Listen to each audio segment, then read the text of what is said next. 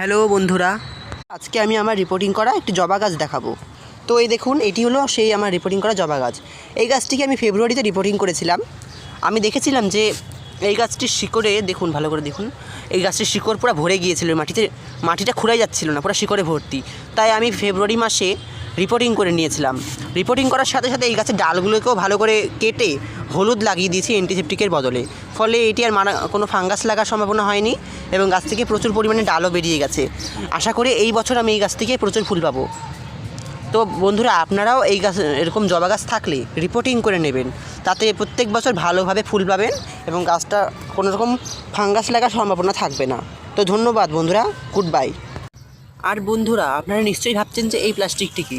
এটির মধ্যে আমি কিছুটা পরিমাণ সবজির খোসা ভরে রেখেছিলাম, ফলে এটি পচে গিয়ে এর থেকে যে রসটা বেরোয় তাতে গাছ খুব পুষ্টি পায় এবং গাছকে খুব বেশি খাবার দিতে প্রয়োজন হয় না এবং গাছটি সুস্থ সবলই থাকে। আর বন্ধুরা, আমার চ্যানেলটা যদি আপনাদের ভালো লাগে তো একটি লাইক এবং একটি সাবস্ক্রাইব করে দেবেন প্লিজ।